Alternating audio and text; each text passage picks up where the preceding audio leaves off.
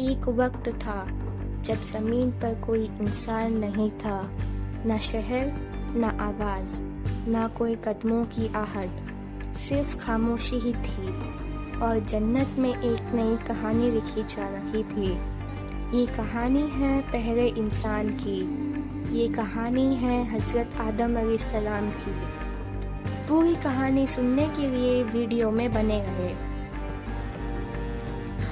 بسم اللہ الرحمن الرحیم۔ السلام علیکم۔ ایک وقت تھا جب زمین پر کوئی انسان نہیں تھا، نہ کوئی بستی، نہ کوئی آواز، نہ کوئی قدموں کی آہٹ۔ پہاڑ خاموش تھے، سمندر اپنی لہروں میں مگن تھے، مگر زمین انسان کے انتظار کر رہی تھی۔ آسمان پر فرشتے اللہ کی تسبیح پڑھ رہے تھے، وہ نہ تھکتے تھے، نہ کبھی نافرمانی کرتے تھے۔ پھر اللہ تعالیٰ نے ارشاد فرمایا، میں زمین میں ایک خلیفہ بنانے والا ہوں۔ فرشتے حیران ہو گئے، انہوں نے عرض کیا، کیا ایسی مخلوق جو فساد کرے گی اور خون بہائے گی؟ اللہ نے فرمایا، میں وہ جانتا ہوں جو تم نہیں جانتے۔ پھر زمین کی مختلف جگہوں سے مٹی لی گئی، اس مٹی سے ایک جسم بنایا گیا، وہ بے جان تھا مگر تقدیر اس کا انتظار کر رہی تھی۔ پھر اللہ نے اس میں روح پھونکی اور انسان نے پہلی سانس لی، اور وہ پہلی سانس تھی حضرت آدم علیہ السلام۔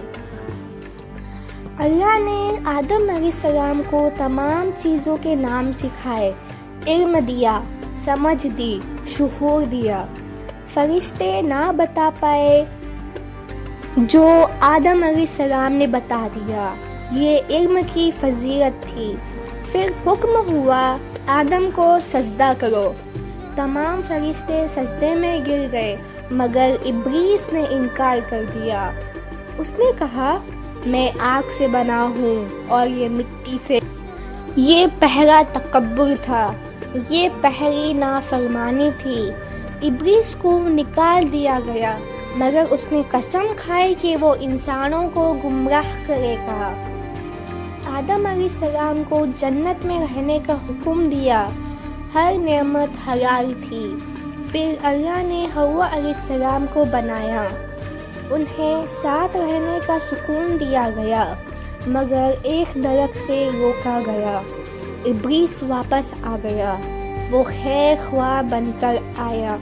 اس نے کہا، کیا تم ہمیشہ کی زندگی نہیں چاہتے؟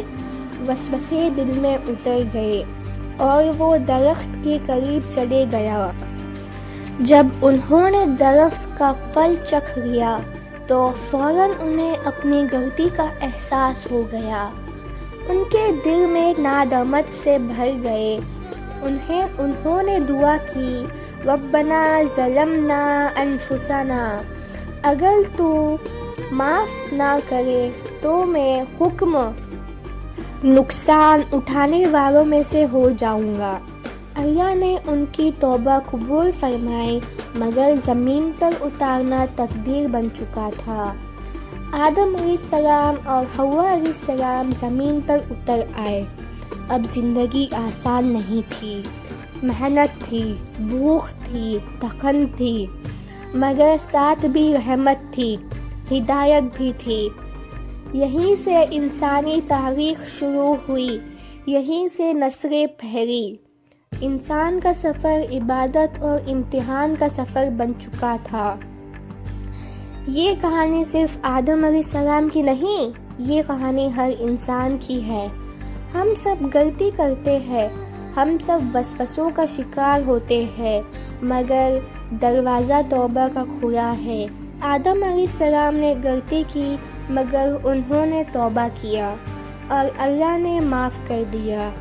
یہی انسانی کا سب سے بڑا سبق ہے، امید، رحمت اور واپس لوٹ کے آنے کا راستہ۔